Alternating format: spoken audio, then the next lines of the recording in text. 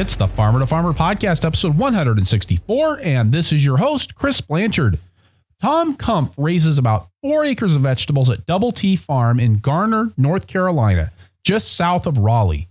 DoubleT Farm markets through a CSA, restaurants, and a small neighborhood farmers market. Farming full-time since 2008 and part-time for many years before that, Tom and his wife, Theresa Ryan, have seen their share of transitions, from farmland transitions and suburban encroachment to changes in the local food and CSA marketplaces. Tom shares the story of how they've responded to these changes and how rolling with the punches led him to think hard about how to right-size his farm and also think hard about his approach to his farm production systems. And along the way, Tom digs in to how he got his first lessons in organic farming from PBS, the parallels between farming and teaching, and some thoughts on evaluating success on the farm. The Farmer to Farmer podcast is generously supported by Vermont Compost Company, founded by organic crop growing professionals committed to meeting the need for high-quality compost and compost-based living soil mixes for certified organic plant production. VermontCompost.com. The podcast is also supported by you, the community of Farmer to Farmer podcast listeners. By setting up a small monthly donation at farmertofarmerpodcast.com/donate, you can be a vital part of reaching and growing the Farmer to Farmer podcast community. Tom Kumpf, welcome to the Farmer to Farmer podcast. Hey, Chris, it's great to be here. Thanks for having me. My pleasure. Glad you could join us today. We've had a lot of trouble getting this one scheduled on my account. I really appreciate all your flexibility with making that work. I'd like to start off today by having you tell us about DoubleT Farm. Where are you guys located? How much are you growing? What are you growing? And how are you guys getting that to market? We live about 15 miles due south of Raleigh, North Carolina. And currently we farm on a property. We lease land about 10 acres. That's about, actually about a half an hour away from my house. It's about 22 miles basically due west of us. And the reason we're leasing that is that we had leased land closer to us. We had leased the property directly next door to us for a number of years, and then another property down the road. And we lost the lease on both of those. First property we started on was about 2 acres of usable ground on a 4-acre parcel. It was family friends next door to us, and the family member that owned it at the time lost it in the real estate market crash in '08. And so we shifted and kind of moved most of our growing space down to the other property. And then that lease ended in 2015. And I had about a year's lead time as to when that lease was going to end. So at the time, I put an ad out in the North Carolina Department of Ag as a classified section. And as it turned out, the person that found me lives, like I said, 22 miles away. But that landlord has turned out to be a good trade-off, even though we have to drive. I have to commute every day. This person is much more aligned with what we're doing, what we're trying to accomplish. And the big challenge with us is where we live is that we're in an area that has a ton of development pressure. And right now the values of the property around us are anywhere from $30,000 to $50,000 an acre. So leasing land is a challenge, to say the least. They're developing the property directly across from my house currently, and there's going to be, I think, something like 500 units on it, I think. Yeah. That's a lot of pressure. It is a lot of pressure. And it's funny because the property next door to me that was bought out of foreclosure, the person that bought it has now since left. And it was about a 28 acre total piece. And the frontage on it is the smallest part, but that's the 4-acre parcel, and that adjoins next to our property. But that's the only thing that's left. He sold off the rest of the property in 2 chunks, and now this one next door is remaining, but he wants something like $200,000 for it. I think it probably won't sell for that. I can almost guarantee it. But who knows? Maybe we'll end up on it again someday, but I doubt it. Yeah, but $200,000 can make a 30-minute drive look pretty okay. Oh yeah, without a doubt. So on that 10 acres that you're leasing, then 30 minutes away from where you're living, you guys are raising primarily vegetables, right? Yes, that's correct. We've always raised vegetables. We've done some strawberries in the past. We grow melons. Sometime, I forget, maybe 3 or 4 years into our CSA, we had a lot of people asking about, they wanted chickens and eggs and all that. And we never made the dive into animals for a number of reasons. Just the complexity of it, in my opinion, the management hassles of it. And then the margins I was hearing from people that were raising chickens and animals, and the margins to me just never made any real sense. I thought it was too risky. So I never bothered with it. So that's basically, why we've never dipped our toe in that arena. It doesn't interest me. Not interesting you is a good reason not to get into it. And then you're selling most of your produce through a CSA, or is it all of your produce going through a CSA? Most of it is. We have, we do a little neighborhood market in the city on Saturday morning. I've sold at different markets over the years in different parts of the city, and we've had CSA pickups at different places. And the one market I got my start in the town of Cary, just west of the city, it's a big suburb, but the market I started at that market initially, and the powers that be at that market, when they found out I was doing CSA shares, I think the second year in or third year in, they were very hostile toward me. They did not want me having pickups there, and these are old time farmers. They thought that I took away from the market. I was going to capture all their customers and take away all their people because I offered it. And they tried all sorts of silly tricks and things to cause, just to make take issue with it. And eventually we just decided to pull out of that market. It wasn't worth it. The management of the market was terrible, in my opinion. So, and at the time in 2005, when we started our CSA, it was an up and coming thing.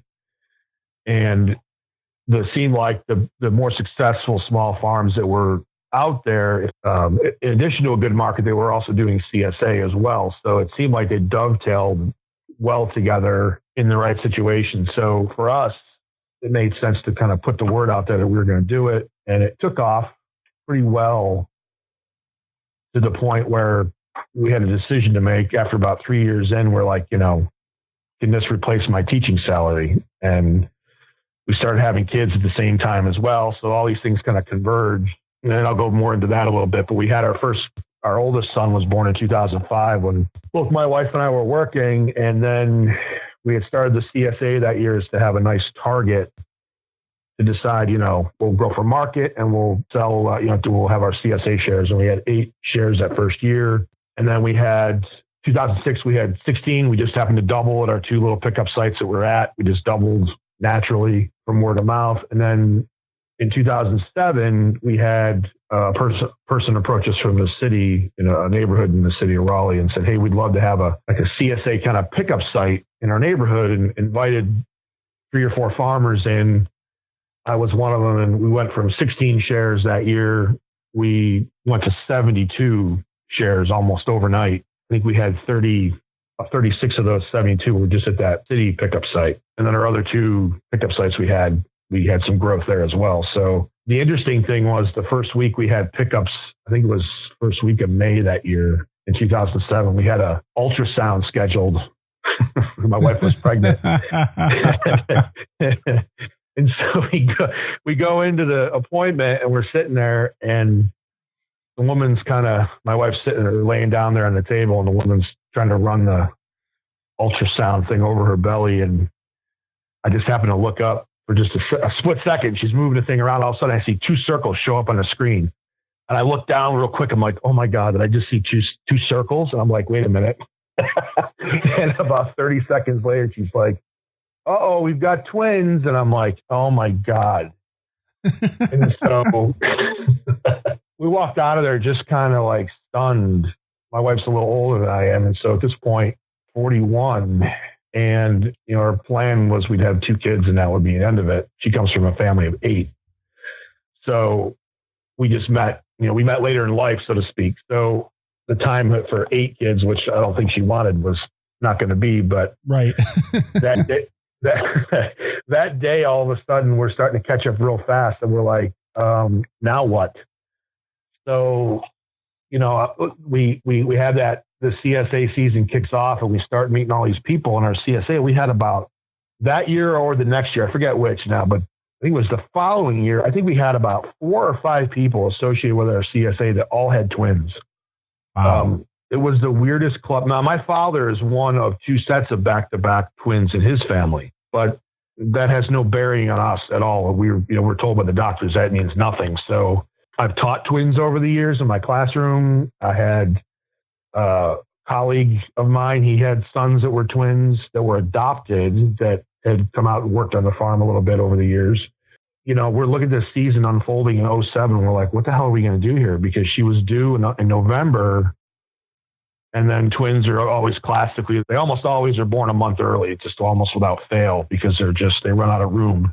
We're looking at this going, holy cow, we're going to have to pull this off somehow. And we did. We pulled it off that year. It was hotter than hell that year. It was like, I think 2007 and 2010 were like the two hottest years almost on record here in this area.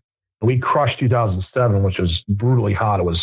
We had a lot of days where it was 100 degrees and it was brutal. It was dry. So yeah, we were looking at this going, what the hell do we do here?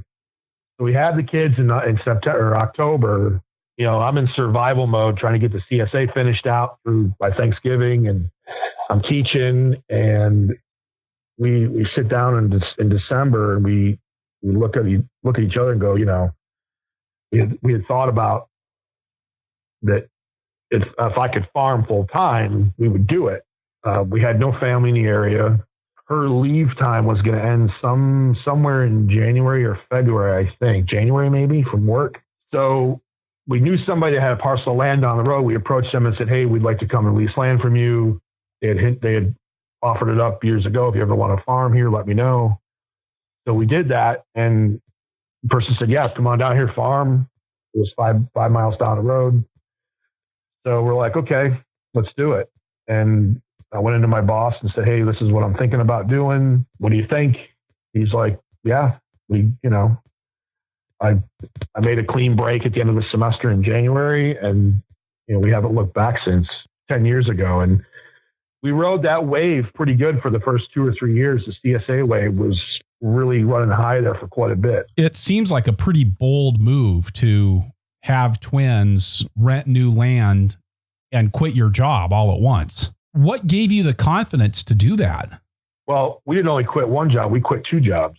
Okay, so you're doubling down on what I just said. I mean, you talk about that. I mean, I remember how big my willies were when I quit my job to start farming full time. I mean, what was it that made you think that you were actually going to pull that off?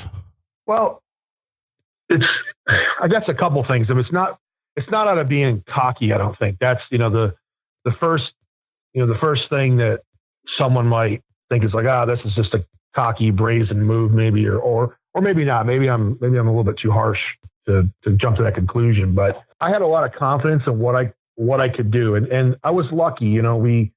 I had a couple of years, 3, 4, 5 years to kind of hone my skills. Every night I was out there after work.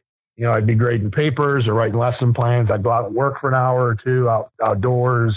We didn't have a huge family demand. My wife was, we had one child. That's, you can have one kid and put that kid in your back pocket and do almost anything you want. That's easy.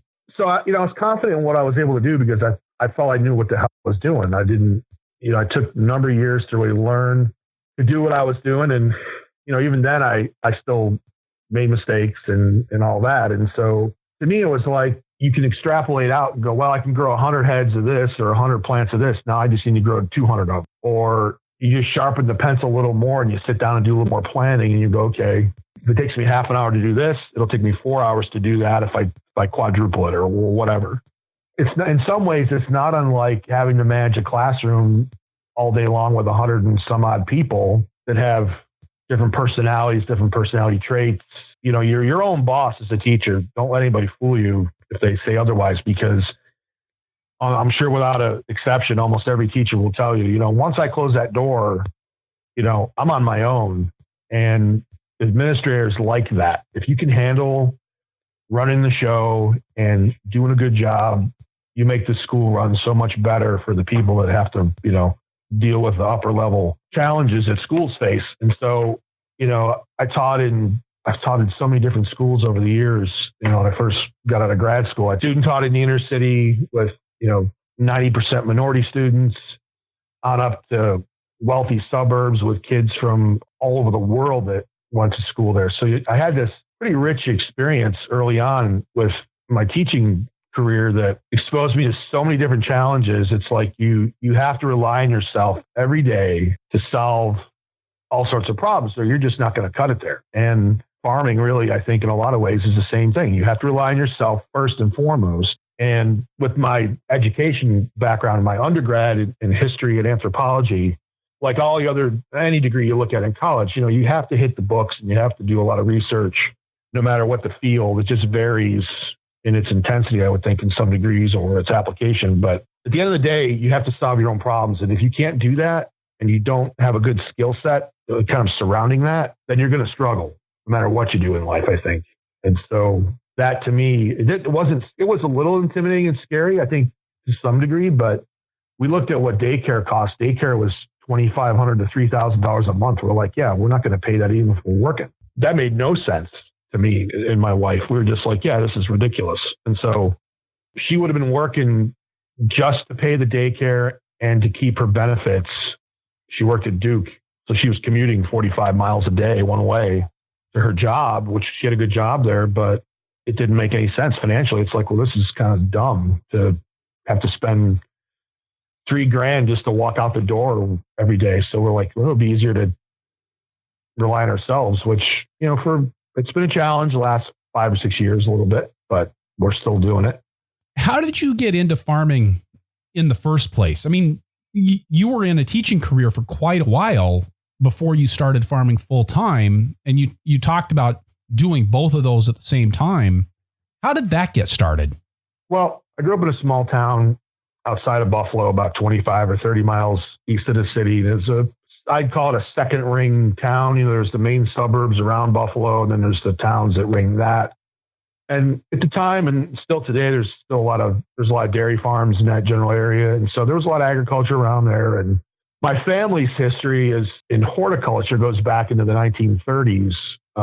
My great-grandfather, at some point, I don't know how he pulled this off, but in the 1930s, he bought brand new glass greenhouses. He bought 2 or 3 at the time during the Depression. So late 30s, maybe 1938, I think. So they got into they had like a homestead, and for some reason, I don't know. I have to ask my uncle actually, but he knows. But he bought these glass greenhouses, and I remember playing in them as a kid in the 1970s. And they were doing bedding plants. They were growing poinsettias back in the 60s. They were growing Easter lilies in there. And so they were shipping, just locally. They weren't a huge operation by any means. And then in the 1960s, my father and his oldest brother went on to work at Cornell for 40 years in their greenhouse operation. At one point somewhere, I think in the 60s, they were asked if they wanted to take over the family business, and they both kind of declined. My uncle being the one that had a degree in horticulture. And so that kind of fell to the wayside. But from then on, my father, who was a blue collar guy and worked, and we always had gardens. So as a grown up as a kid, we always had a garden. In the 1970s, Crockett's Victory Garden was a kind of a popular show on PBS. Yeah. And I remember, just working in a garden with Dad. We'd go I was probably 8 or 9. And it was like maybe late August or so every year. We'd pick some watermelons he'd grow sugar baby watermelons in the garden. And we'd go for a bike ride and come home and eat melons. And I remember as a kid always eating fresh tomatoes out of the garden and cucumbers that he would grow. And so that always kind of stuck with me growing up. And then when I went off to college, at some point we're like, you go buy your own food. And you're like, God, some of this food is kind of crappy. The tomatoes aren't ripe. And, this is also at the time when grocery stores were expanding their offerings from around the globe in the 80s and into the 90s. So as you become an adult, you're responsible for yourself. You start looking at, it just kind of was like, the one thing that always stuck in my mind was my dad would bring in some stuff from the freezer. He'd bring in some frozen corn or frozen beans from the garden out of the freezer. And he'd leave them in my apartment for me and my brother to eat, when they were gone, of course. And you're like, man, this corn actually tastes really good. And these beans still taste good, and they're frozen, and they're not like the store-bought stuff. And, eventually I took an interest in cooking food. My brother worked as a chef for a number of years. And so, I guess as your horizon begins to expand, you start to look at things, and it took a few of those kind of moments where like, yeah, this food's not so good. I remember Dad's tomatoes were always tasty. And one day I'm home from work in 1996. I'm sitting home. I was off that summer for a week or two from the concrete construction job I had. And I flipped the TV on and there's a show on called Gardening Naturally. And I'm watching it. And there's this guy named Elliot Coleman on there, and he's making compost. He's talking about how compost is so, you make it for free and it's a great plant fertilizer and all these things. And I was like, yeah, I remember doing that with my father in his compost bins that he made that the Victory Garden taught him how to do. And so every day, Gardening Naturally was on twice a day at noon and 3 o'clock. I started watching it and going, this is pretty interesting. It's a cool show. And they're talking about growing flowers and growing vegetables. And Elliot, as you know, is very organized and he's very detail oriented, and he grows a fantastic garden. And I was like, it's interesting. So I bought his book, The New Organic Grower. And I'm thinking to myself, I could do this in the summers. I could teach during the year and have a summer job that I choose to do. And I was surrounded by a lot of teachers that all had second jobs. And it was funny because this is in the mid 90s. These were teachers that worked at the border. They were federal border patrol agents. It was appealing because it was a federal job, but at the same time, they worked all weekends. They worked nights. They pulled double shifts on the weekend. So there goes your weekend if you're trying to have a life. And then 9/11 hits. And of course, that changed everything with the border. So, and by that time, I had already moved to North Carolina in 1999. So, but the plan was kind of in motion. It was like, I'm sitting there during the day. I'm substitute teaching in different districts, and I'm sitting there going, how would I do this? How would I do this summer job thing in such a cold climate? And so I'm thinking this through, and I'm running my dad's garden now. That next year in 1997, he's working a lot of overtime, and so I'm like, hey, I'll do the garden. And he's like, okay, I'll here's the money, order the seeds. Here's some. I told him I wanted some tools. And he bought me those. And I started growing all my transplants in my apartment. I had a seedling rack I built out of wood. I had fluorescent lights. And I just started following Elliot Coleman's basic, how to grow a garden, his, kind of hands-on tutorial from his TV show, which I still recommend to this day as one of the best shows for gardening and really for farming. It's just a step-by-step how to do everything he writes about in his books. Today's experience is a bit different, but back in 1996 and 97, there was almost virtually no internet still. Yeah, it was such a different world to start farming in. I mean, you just couldn't look up 20 different options for doing things. No, and all you had was books. I remember at the time, people laugh about this, but at the time, there was the Book of the Month Club for gardening. There was gardening? There was a History Book of the Month Club. There was all these different book clubs out there. And the company that did all that was centered in Camp Hill, Pennsylvania, right off of Route 15 in South Central PA. And I drive through there a lot when I go home to see my family or my wife, and I kind of laugh because it's like I used to anticipate getting this newspaper sized like catalog in the mail every so often with all the books in there. You're like, oh, I'm gonna get all these books for cheap because they're closeouts, and it was kind of before Barnes and Noble was a big thing. So, I had forgotten about that, Tom. That's awesome. Wow. Yeah. And it's, it was books. You had books to learn from, and the internet was like, you had to seek out the internet at school. You just couldn't watch video on your crappy 386, IBM laptop. It just didn't work.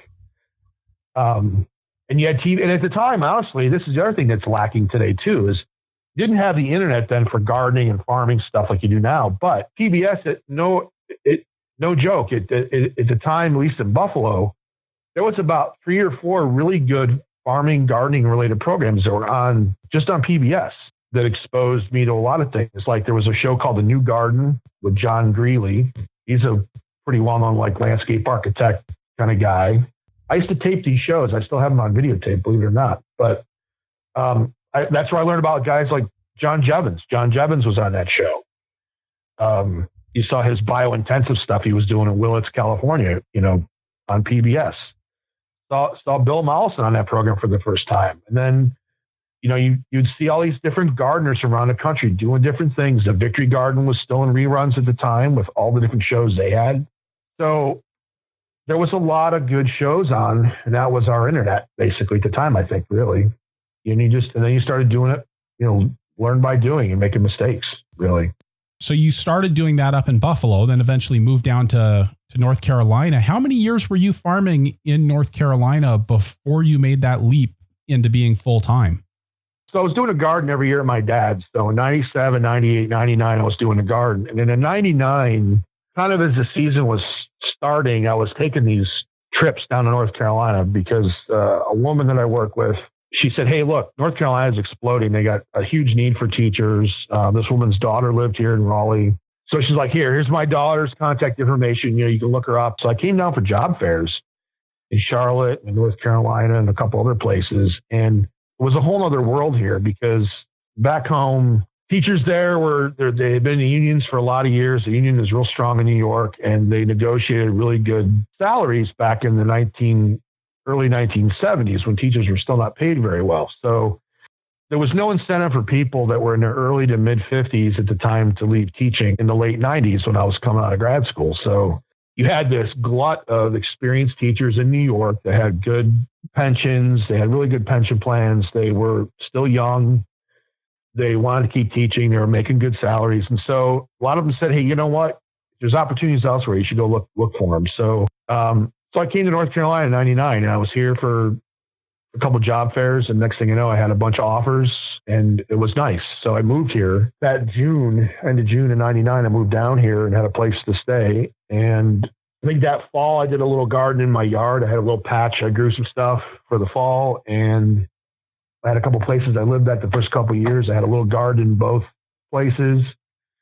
And then in 2001, I see this thing called the Piedmont Farm Tour in the spring. And I'm like, that's kind of interesting. So this friend of mine, she was from Chapel Hill, and she said, hey, I know this area. Let's go. We'll go on this tour. So I go on the tour.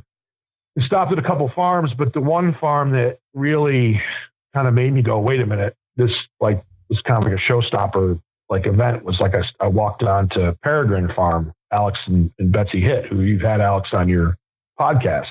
And I walk onto his place and I see sliding high tunnels, and I'm looking around going, there's 3 acres of crops here. There's these tunnels. And I'm like, I read about this in Elliot Coleman's books. I'm like, wait a minute.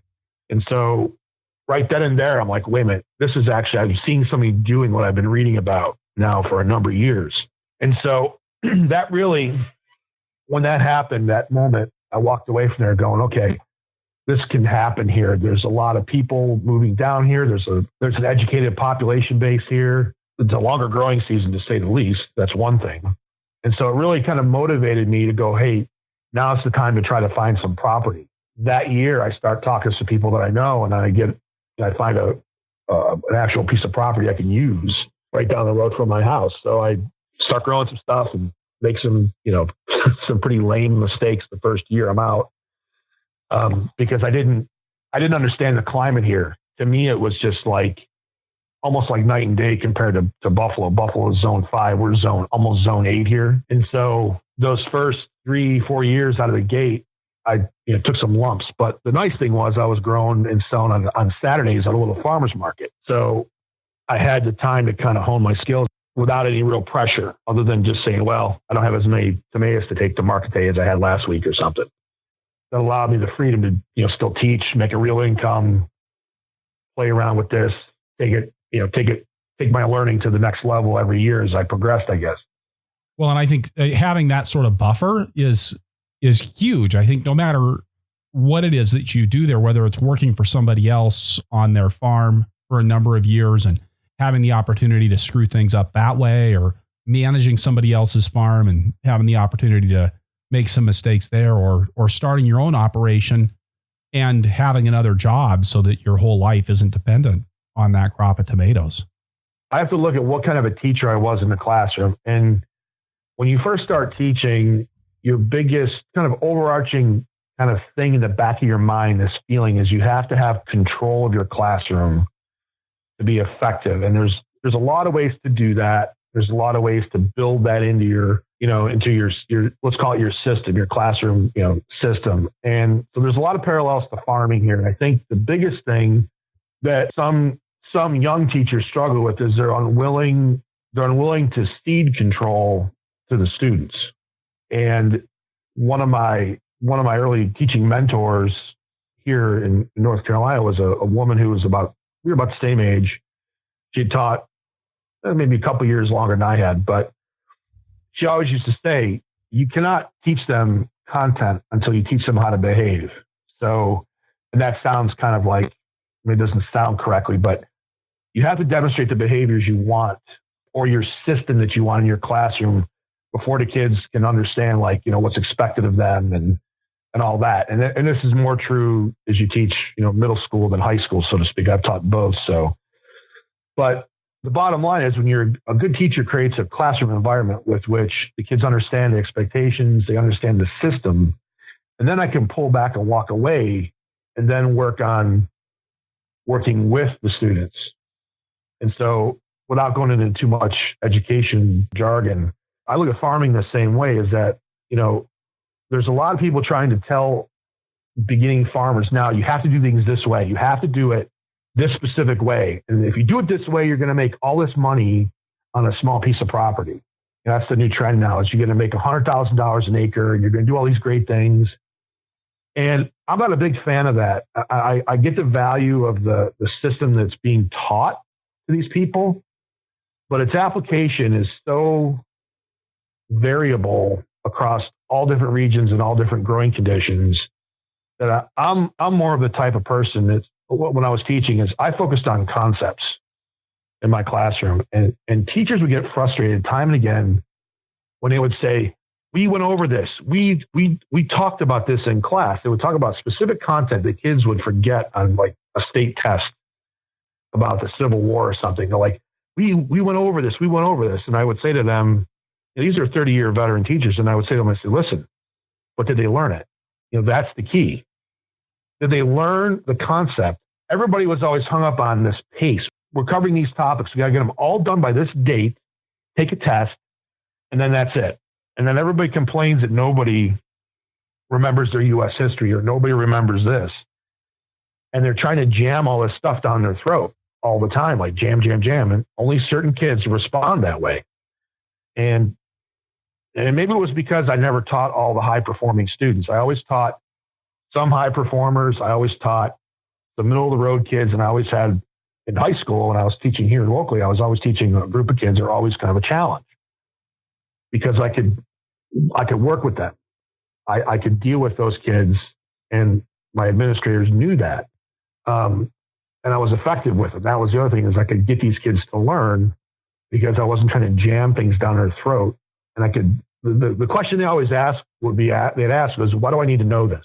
I'm not going to college. Why do I need to know this? And then, when you hear that enough times, you're like, yeah, why does he need to know this? And so validity really matters in context. There's a context and the validity which comes with it. So with farming, from my perspective, what I was lucky to do was not have everybody, there wasn't all this noise around, you have to do everything this way. This is how you earn all this money, or do this a specific way. Elliot Coleman was out there, and he, his methods have been around for over, almost over 30 years now at this point, but for sure for 20 now, this intensive methodology he's been using now for the last 20 years. But it allowed me on my own to not be kind of pigeonholed. I could look at different people and go, well, they're doing this way. I like that. That works in my context. And this guy over here is doing this way. I can cherry pick that. And I'm more of a fan of build your own system based on what you learn works. And I'm also I'm more of a fan of don't farm for somebody. Farm for yourself first. Have a job. Don't quit it cold turkey. It took me years to do that, to even quit. And even then it was, people questioned it. Going back to your original question about, quitting your teaching job and your wife quit her job, that was kind of, risky. It is if you don't have the confidence of what you can do or your abilities in your own self. And I think the only way you can build up that confidence and that skill set is by doing things yourself. Observe from a distance, gather the information, and then go apply it. And even then, you're only halfway up the learning pyramid. Analysis, you still have, synthesis and evaluation above that. If you look at Bloom's taxonomy, when you look at educational objectives, knowledge is at the bottom, comprehension on up to evaluation. So synthesis and evaluation. So if you look at when you're trying to learn something, you got to go through all these different steps to learn, do I have the knowledge? Can I apply it? Did I do a good job? And at the very end, you evaluate and go, yeah, was I a success? Yes or no? And I think, when you're allowed to kind of go out on your own and do these things, you become a better self-critic. I think you get more honest feedback. If you're at least honest with yourself, you're like, yeah, that sucked, or that was great. I really knocked that out of the park. And so that you develop this feedback loop, which I think builds your confidence, builds your skills, on and on and on. I think that's the classic, I think that's one of the best definitions of learning, is that you do go out there, you do screw up, you fail, maybe even catastrophically. I've had catastrophic failures, still live to tell the story. You talk about evaluation as being kind of at the top of your learning pyramid there. How do you evaluate success at DoubleT Farm? I mean, are you a successful farming operation, and how do you know or know that you're not? Well, there's a lot of ways. There's quantitative and then there's qualitative, right? There's two measures. Let's look at quantitative. Is your product, do you grow a good product? Yes or no. You can look at each individual product. You can look at your whole system as a whole. Do I grow all my products well? That's one measure. It's pretty simple. If you're delivering to the customers and the customers keep coming back and they give you good feedback, you're probably doing a good job. Quantitatively, do you grow enough product? That right there, that's kind of like, that's the thing you focus on in terms of how much money you make. Could I make more money currently than I do make? Yeah, absolutely. Do I need to make more money than I make now? Of course. Who doesn't, right? Who doesn't need to make a little more money to make their life easier? Am I a successful farmer? That varies. That my definition of that has varied over the years. When you have a 200 member CSA and you can make it happen, are you successful? Probably. If you're delivering product on time and the product's good, if you can sustain that level, that's great. Our market here has changed quite a bit. So that's the thing that's kind of bothered me over the last 5 years, is that in our market here, so to kind of go back a little bit, my wife and I both quit our jobs. I started farming full time because we had a good part-time gig built up. Our numbers in 2008 were like 125 CSA customers. And then we jumped to 229 the next year. That year, we also added a winter season. We had 150 customers. And from 2010 on, the numbers dropped. Now, somebody's going to say in the podcast, well, your numbers dropped, so you're not a good farmer. Well, no, not really, because what happened at the same time? So I looked at other farmers that I respected, I thought were fantastic farmers. Their numbers followed the same trajectory. Peaked in 2009, 2010, and they've all gone down. Every one of them has gone down. There's been a few others that have basically maintained a level, and they're more of the outliers, but they're not. There's nobody in this area that's doing, except for maybe one farm, and I don't even know their numbers anymore. I don't even know anybody that's associated with that farm, but there's nobody in the 200 to 300 to 400 CSA member range at all that I'm aware of in this whole area. Not a single one. And at the time we were in the 200s, there was probably 4 or 5 of us, maybe, and none of them have grown. The market here changed drastically after the 2008 real estate crash. I think this area here didn't really feel the effects till about 2010, from what you gather from the news and from what people say. But we had a lot of competition in this area, so the buzz in the media was like, well, people still got to eat. It's the market, people are unemployed, but they still got to eat. So then you'd have these companies create a business where they'd be starting to buy and resell product, and they create a quote CSA, and they're just buying and reselling product. They're not growing any product. Some of them buy from local farms, and that's even changed. That's diminished quite a bit from some of those. There's one major company in the area that's left. They're called the Produce Box. Last I knew, they'd expanded all the way to Charlotte, which they're still there. But at the time, we had sold to them some years ago. But at the time I was here, and in the peak summertime, they were at 8 or 9 to 10,000 members in the summer, between the coast in the city of Wilmington, where they have a presence, all the way to Charlotte. We had another company move in here in 2014, company called Relay Foods. They were a company out of Charlottesville, Virginia, 21 million in venture capital, coming down here, bringing in produce from all over the East Coast, trying to compete with Produce Box. They got bought out by Door to Door Organics, I think, bought them out in 2016. And in 2017, I found out they went out of business themselves, Door to Door. They'd been around for, I think, 20 years, according to what they say. So our numbers dropped over the years. And so we'd pick up other customers, other, restaurant customers, or other, kind of wholesale-ish type customers to fill the void a little bit. But as that changed, I scaled the business back. I didn't try to follow these resellers and try to supply them at the margins they wanted. So that was the point, was when the market changed, I decided I can follow the money into this wholesale market a little bit on certain crops. But other crops, it just doesn't make any sense. So over time, I just decided, our lease ended in 2015 at the property that was real close to our house. That was a situation that had a lot of potential. The stars were just totally misaligned with the whole situation there. And I don't really want to go into a lot of detail about it, because it's really not worth the effort to even talk about it. It's a very frustrating chapter in our life. But since then, I decided, I'm just going to right size the business, is the term everybody uses. And everybody talks about all these numbers and all these things, and that's all in a vacuum. And the other thing that people forget, and I haven't even mentioned this yet, but as this is all going on, our kids are getting older. And my twins are 10, my oldest is 13. And 3 years ago, they weren't 10 and 13, they were 7 and 10. And, the twins had just started school. And in the summertime, who's going to watch the kids during the day? We're not going to, we did the math, we're looking at this and going, okay, it's going to cost us $400 a week in the summer to put them in some kind of summer camp thing. And so you're looking at this going, well, $400 a week is an employee, right? I got to have an employee around, and I got to pay another employee to watch my kids all day. It's like, this is just like a treadmill.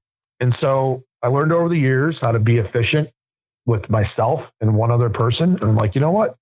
I'm just not going to follow all that noise. Just going to stick to what I can do and leave it at that.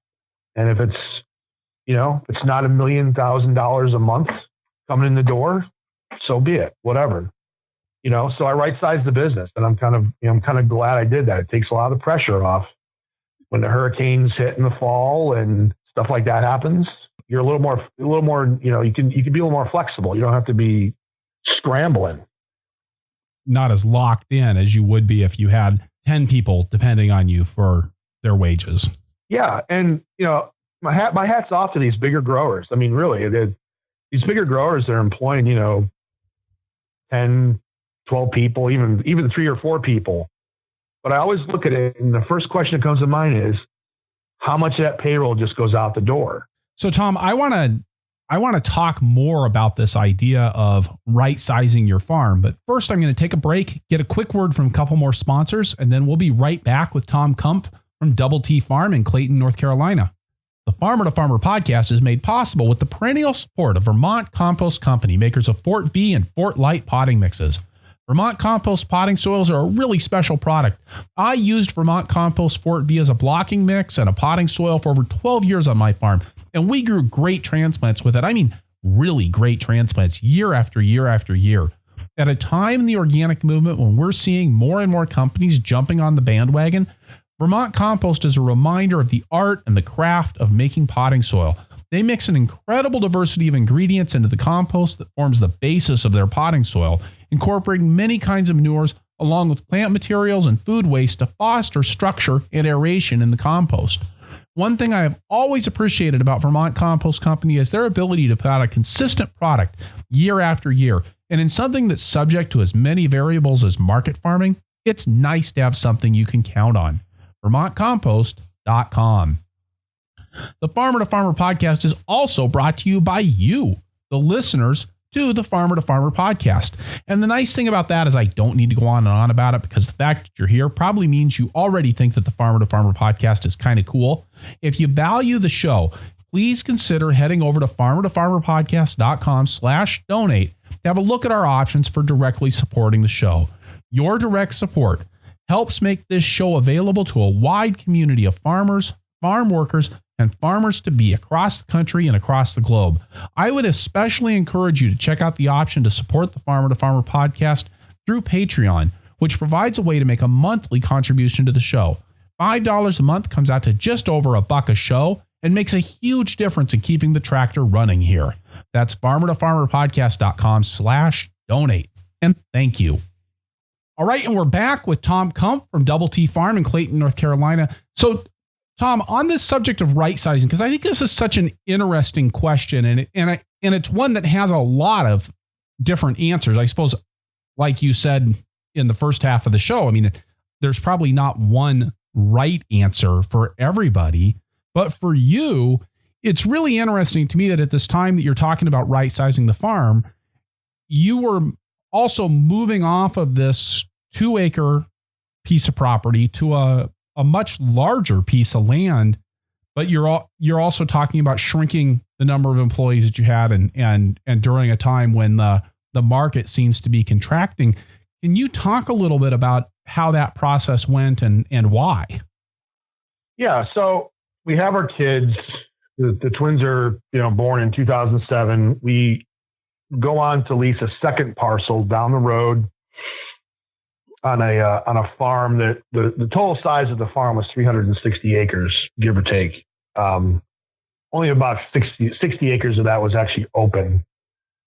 And so the majority of the open land was farmed by a neighbor who he leased it and grew tobacco and soybeans and whatnot on it. So for me, being a first generation farmer, the struggle was, even with, as the CSA numbers went up, you have to look at your biggest costs were always infrastructure and labor.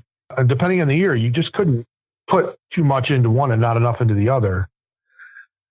And so as our CSA numbers went up, you start looking, okay, I have to mechanize more. I have to buy equipment. What are people using out there?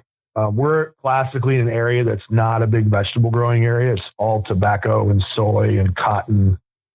Sweet potatoes are huge here, tons of sweet potatoes. And the climate really dictates that. So the climate's a challenge. That's the other factor that's really big to consider, is that obviously some climates are more challenging in some ways than in others. Our biggest challenge is high heat, high humidity, high pest pressure, and really low quality soils. So you look at these factors that you just can't change them overnight, if any of them at all. And so you look at other farms and around, just in other places and other areas, and you see their numbers are growing, they're getting bigger, and you read about CSA farms are in the 2,000 range for membership, 2,000, 2,500, and you look at what they have and what you have, and you're like, these two things don't dovetail. They just don't make sense. And so these pressures, these external pressures on the farm, were what made me decide to do certain things. So, our CSA numbers went up. We were in the low to mid 200s. And as the market changed, I'm looking at things going, I got to invest in the land that I'm growing in. I got to buy in, compost to make things, change, to change the soil. Cover cropping works, but it only goes so far. I've got to have labor. Labor is always a challenge, or can be a challenge. At the time, you heard a lot of talk in the farming community around here that a lot of the Hispanic labor was leaving. They were leaving. They were just going. There was no jobs around here that they were, for one reason or another, other than in farming. So a lot of construction jobs are drying up. The other factor that was important to me was that the landlord I leased land from had no interest in investing in the farm, as I painfully came to learn. the landlord bought a few pieces of equipment that I found that were used to add to the farm. But overall, I had no interest in managing the farm actively to grow it.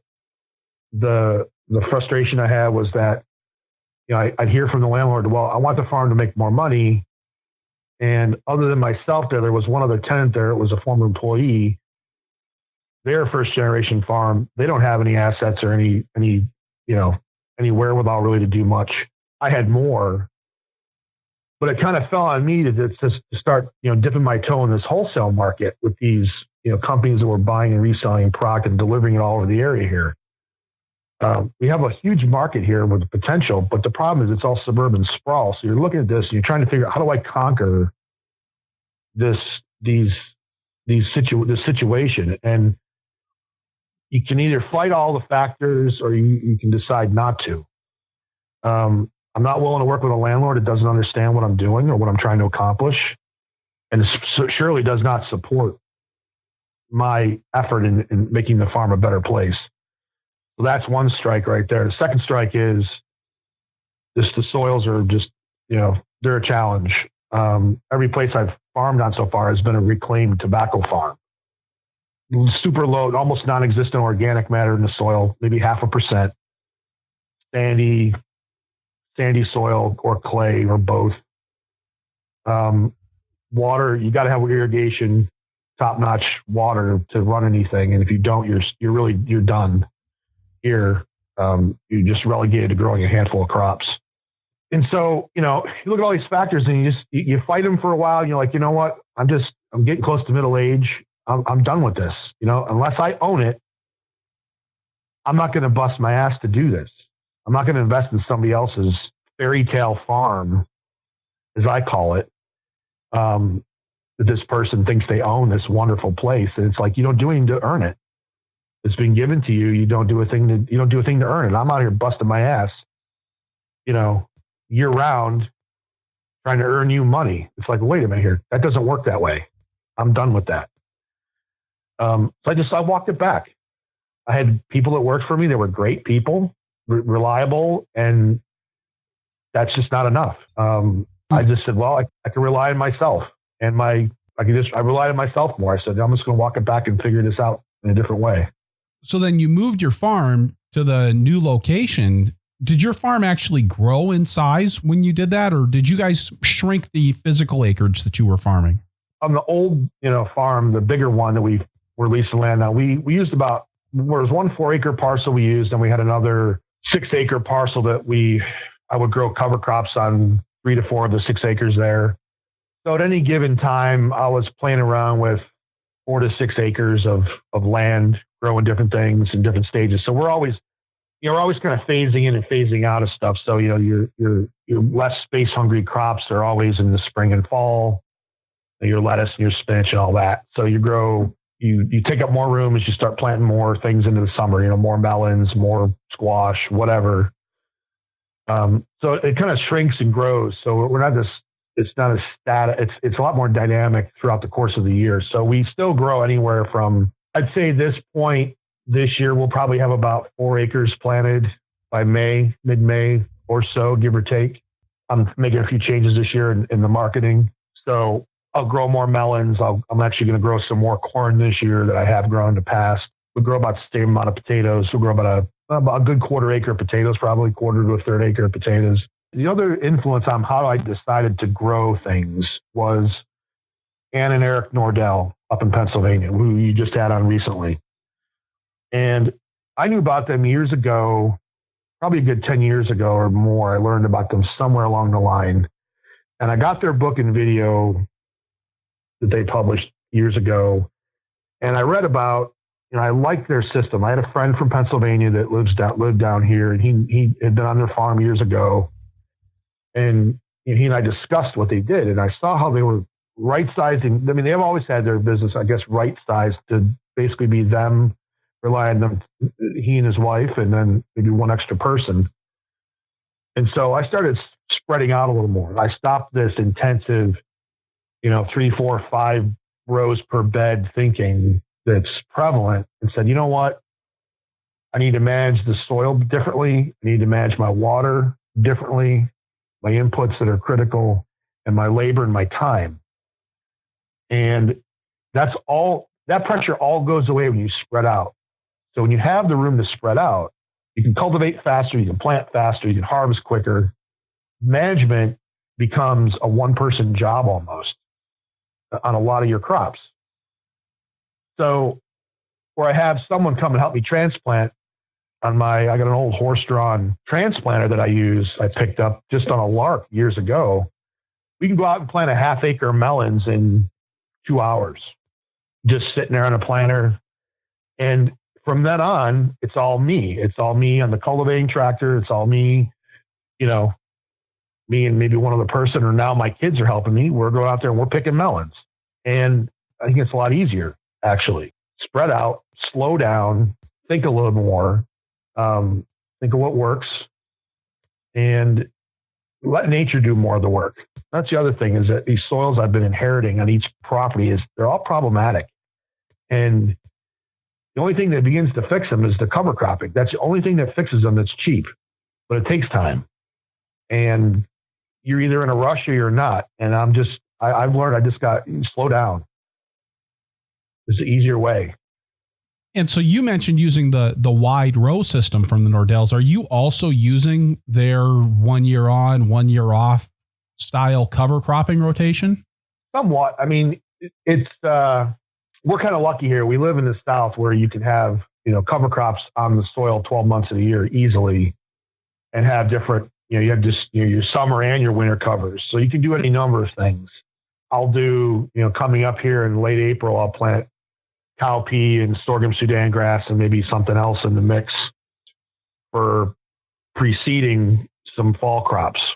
So that I try to let that drive the rotation. And I learned this from Alex many years ago, following what he does. He does a lot of cover cropping at Peregrine, and that's really what drives his rotations, either cool weather crops or warm weather crops. The warm weather crops are preceded by a cool weather cover crop mix of some kind. Then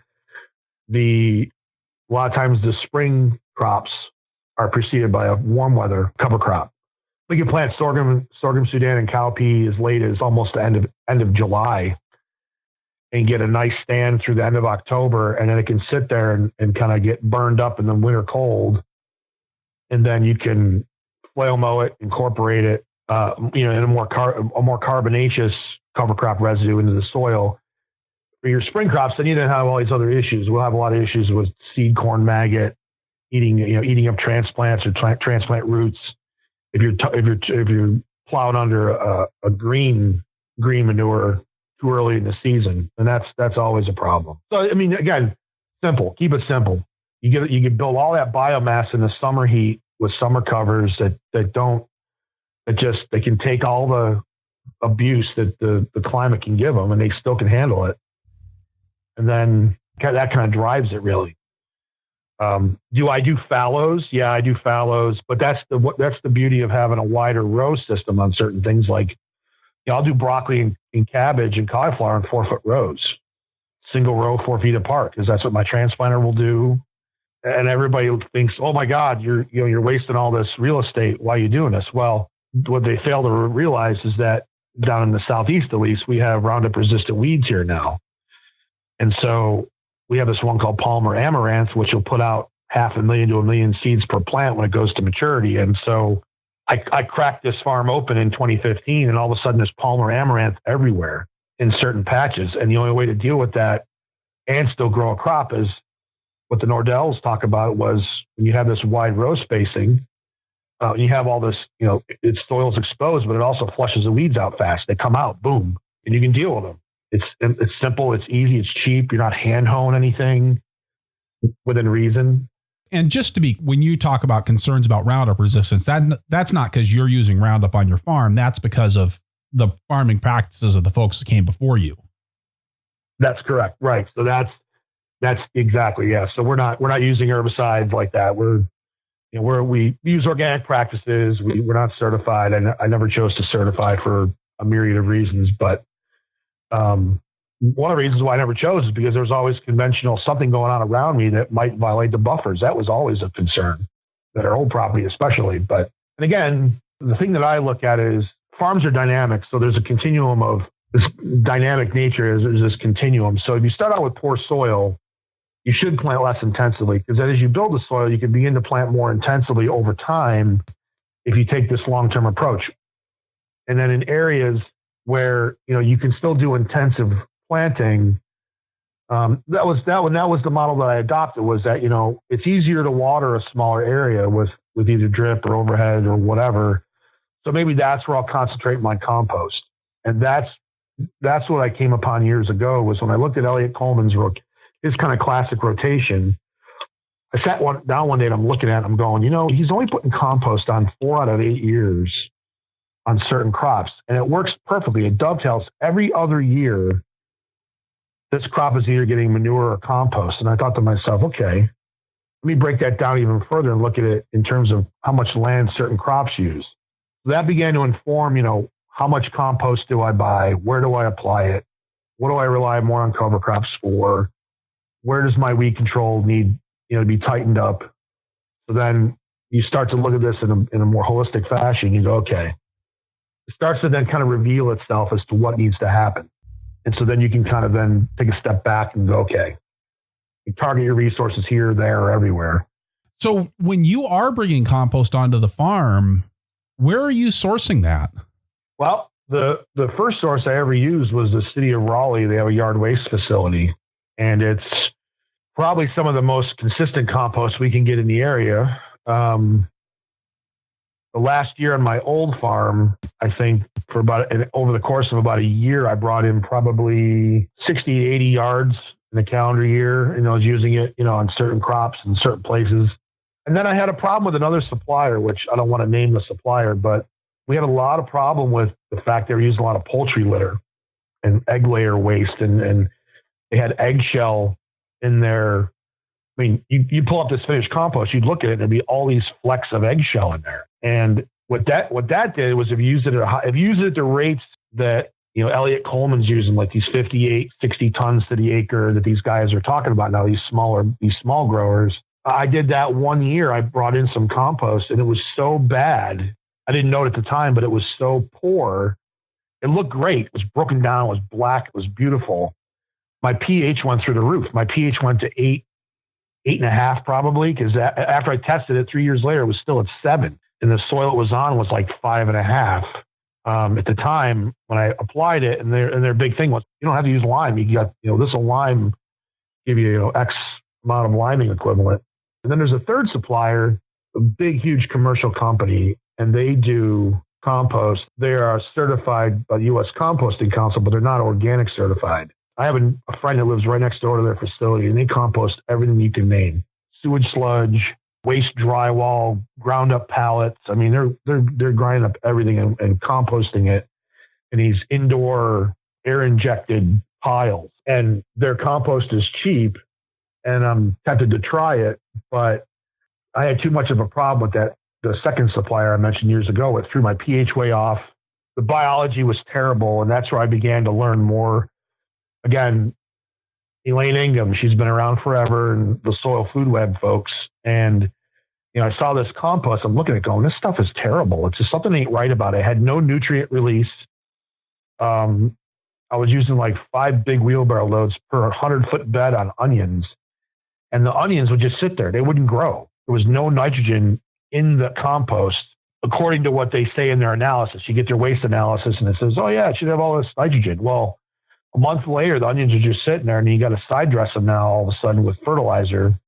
You backtrack and you look at what Dr. Ingham says, and she says a lot of these commercial compost facilities, their piles get up to 170 degrees, and they go anaerobic, and they off-gas all their nitrogen as ammonia, and they're worthless at that point for fertilizer value. So you start having all these issues, and you're like, wait a minute.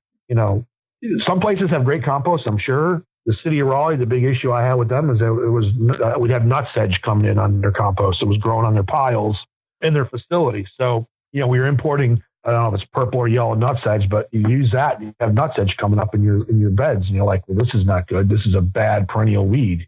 Right. So again, you're always searching, you're always looking for solutions. And now the biggest one I'm really looking at now, I think this is definitely the future I think a huge part of what growers need to look at in the future are guys like Gabe Brown up in the Dakotas that's doing these 13, 14, 18, 20, 22 species cover crop mixes, doing it on 5,000 acres that they're doing this stuff and doing no-till.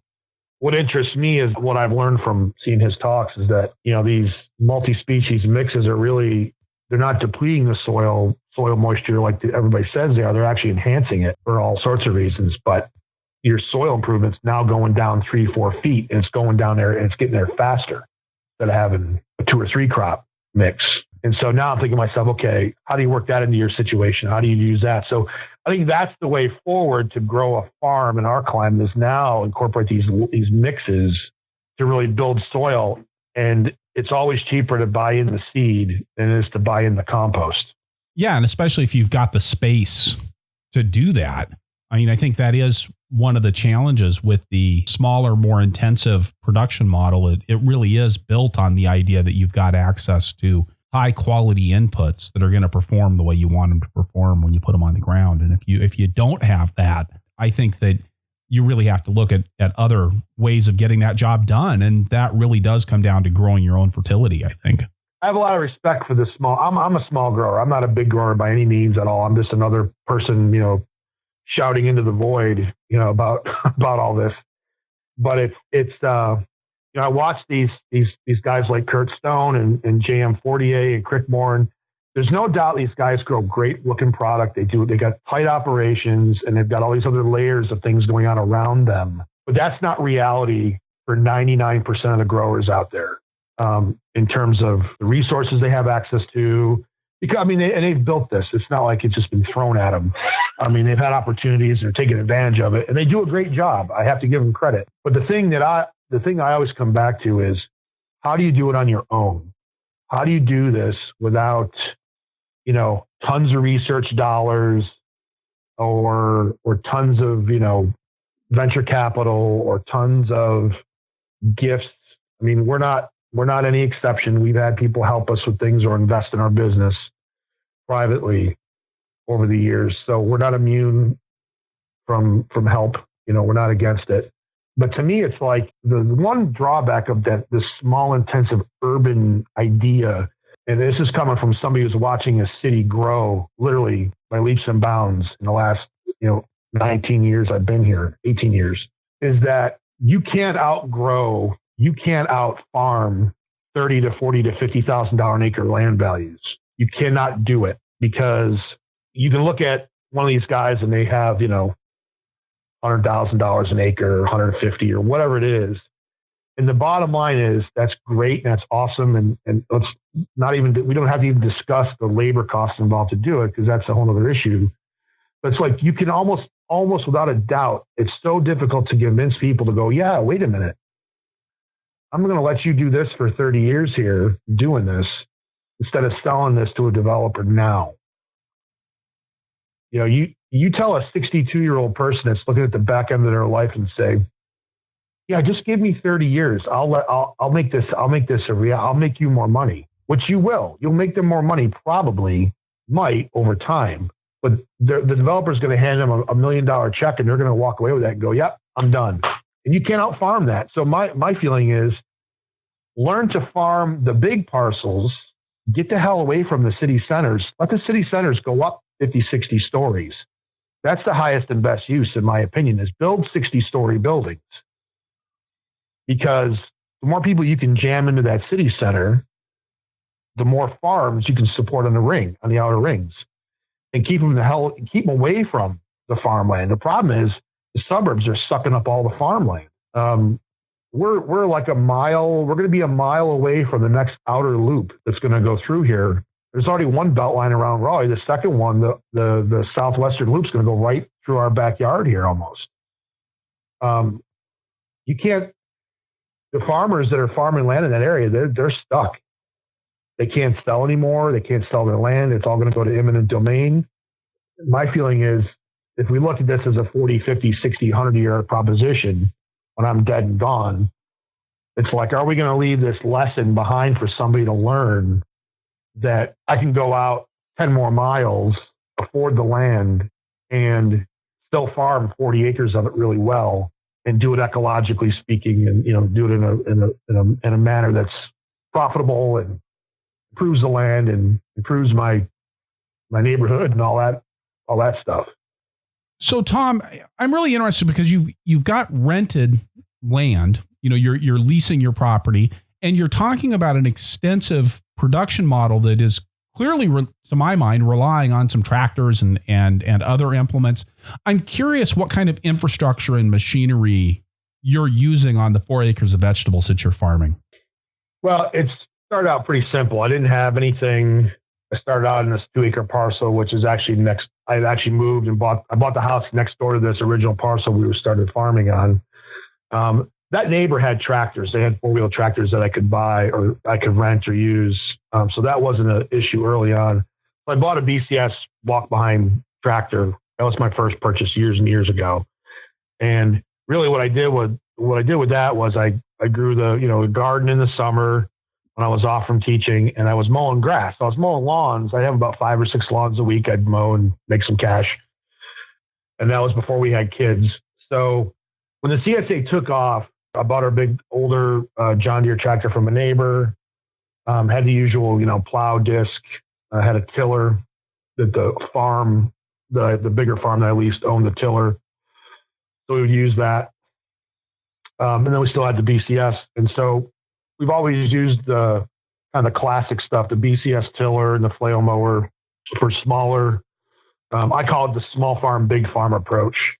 Whereas if you're trying to build soil in a smaller area, apply your compost there, use your more intensive methods there with the BCS and your hand tools and whatnot. So I've always had wheel hose and BCS, all the usual suspects from Johnny's, all the hand tools, the collinear hoe and all that stuff. When the CSA ramped up, I had looked at a lot of farms over the years. I'd read Growing for Market going back into the 90s. And the one thing that was clear was there's always somebody had a cultivating tractor. So in 2009, I bought an Alice Chalmers G and bought the tooling for that. And slowly over time, I learned, how to use it, how to best use it on crops. So that became one of my major cultivating tools. The other thing that really kind of changed my world was when I bought this old horse-drawn transplanter and I pulled it with the G, believe it or not. And it's just a little trailed implement. It has 2 seats on it. And we started transplanting a lot of our brassica crops and our melon crops with it. And the only drawback is your rows can only go about as wide apart as the G, and the G was set for 4-foot row centers. So that's where we kind of took another turn and said, you know what, we'll hand transplant our lettuces and other stuff, but everything else, I kicked out all those other crops that could fend for themselves a little easier out into our bigger field that we were using at the time and transplant them with this horse-drawn planter. So I wasn't ready to buy a water wheel. That was the problem, was every time I looked at a water wheel, it kind of made sense and didn't make sense sometimes, and I penciled it out. So I was like, let me keep figuring this out. So the horse-drawn planters solved a lot of questions for super cheap money. And then what are you doing for, walk-in coolers and greenhouses and things like that on land that you're leasing? Currently, my hoop houses are in mothballs. They're sitting here in my yard, actually. I tore them down from the other farm, and I meant to move them. In the first year, we got onto that farm in the fall of 2015, the new farm, and we had 30 some odd inches of rain in about 4 months' time. I just could not physically build hoop houses. It was impossible. The ground was so mushy and just terrible. I just couldn't do it. So we got into 2016. The season got rolling. I didn't have a lot of extra help, so they just sat there. And I've kind of struggled without them the last 2 seasons. This year they're going to go up. We'll have the opportunity to get them up here as the season progresses. As for a cooler, believe it or not, I've actually operated without a cooler all these years. And people look at me and they're like, "You got to be kidding!" And it's not ideal to say the least, but we're always kind of in the short supply chain thing going on. I've got a basement. My house that I have has a basement. So we're harvesting early in the morning. Now that we're so much farther away, I've got a cap on my truck. So we'll harvest.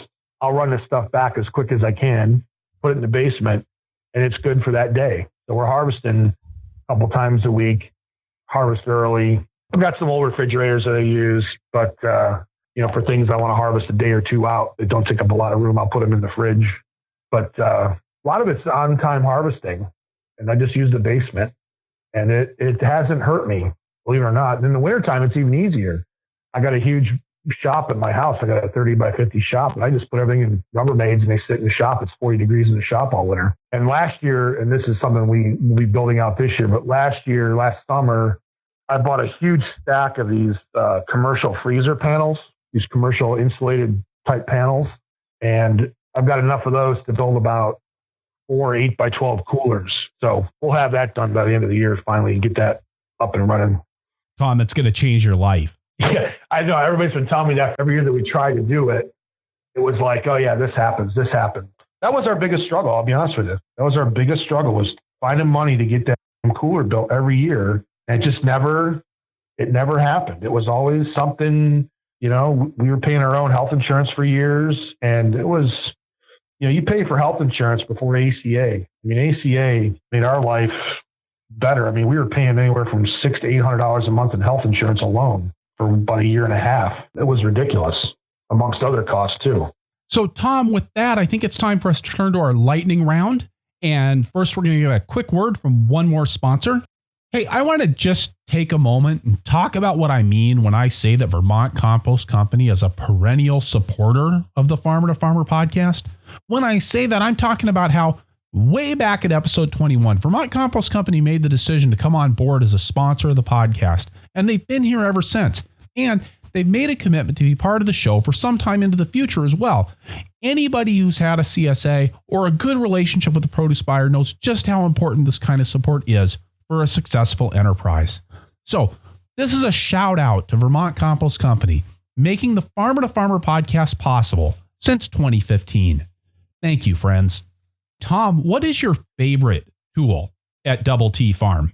There's all sorts of answers, right? My favorite tool, can I give a two-part answer? You bet. Okay, it's not two answers, but a two-part answer. My favorite tool is obviously the brain. The brain and the hand, the connection there. That's one of my favorite tools. You can learn from that. The second thing is, I think, or second part to that is history. That horse-drawn transplanter we bought, that thing is so simple and elegant, you almost don't even need modern equipment. I mean, it's just amazing how we did things back in the 30s and 40s, still at a pretty high level in some ways. When I got married, my uncle from Cornell, one of my wedding presents was he gave me the vegetable production book written by Tompkins from Cornell. It was given to him. My uncle was given to him by the guy's grandson or son, Homer C. Thompson, whose vegetable crop book was like, the reference for years and years and years. And this is like a 1950s edition, I think of it, or late 40s. And I go back in there and read stuff, and it's really interesting to see how they did things without greenhouses and without all sorts of fancy equipment and budgets. They just made it happen with simple solutions. And what's your favorite crop to grow? Hard to say. I love melons in the summer. It's like, it's instant Gatorade. You pick a melon and it's like drinking Gatorade. I love sugar snap peas, but God, the season here is so short for them. It's terrible. 3 weeks and you're done with them. I was going to say, what do you have, about 10 minutes in North Carolina where it's actually appropriate for that crop? Yeah, I mean, I see the first round of them out on the 27th of February, and they're germinating in the soil. They're just sitting there. I don't think they've even bumped ground yet. It's been so cold the last 2 weeks. It's terrible here. And you're looking down, you're going, okay, May is going to be 95 degrees, and they're going to wilt in the field and they'll be shot. I don't know. I like growing a lot of crops. That's what keeps me in this. I don't know if I have a favorite. I just love that miracle of the seed becomes this thing that you hand somebody. That's always been the kind of attraction to me, is that I take this little round seed and I pull a 2-pound head of broccoli out of it in so many days. It's just like, that's how I when I was teaching, I'd have kids out to the farm, and I would teach little lessons. I'd embed these little lessons in the year when I knew these kids would come out. I'd invite families out with their kids to help pick things and do stuff. And, it blows their mind. It blows my mind still. Like I said, a little broccoli seed. Next thing you know, you got a 2.5-pound head of broccoli. And finally, Tom, if you could go back in time and tell your beginning farmer self one thing, what would you say? I guess I would say to myself I would still say the same thing. Follow your intuition. Don't give up. Follow your intuition. mean, those are the lessons you learn as a kid is, don't give up. It still applies. Don't ever give up. Believe in yourself. Don't give up. And setbacks are only temporary. That's all they ever are. Just temporary. Tom, thank you so much for being part of the Farmer to Farmer podcast today. Thanks, Chris. My privilege, completely. All right, wrapping things up here, I'll say again that this is episode 164 of the Farmer to Farmer podcast. You can find the notes for this show at farmertofarmerpodcast.com by looking on the episodes page or just searching for Kumpf. That's Kumpf. The transcript for this episode is brought to you by Earth Tools, offering the most complete selection of walk-behind farming equipment and high-quality garden tools in North America, and by Osborne Quality Seeds, a dedicated partner for growers. Visit osborneseed.com for high-quality seed, industry-leading customer service, and fast order fulfillment. Additional funding for transcripts is provided by North Central SARE, providing grants and education to advance innovations in sustainable agriculture. You can get the show notes for every Farmer to Farmer podcast right in your email inbox by signing up for my email newsletter at farmertofarmerpodcast.com.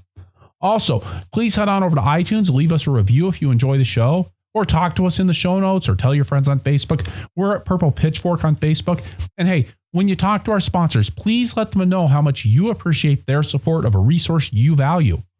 Finally, please let me know who you would like to hear from on the show through the suggestions form at farmertofarmerpodcast.com, and I will do my best to get them on the show.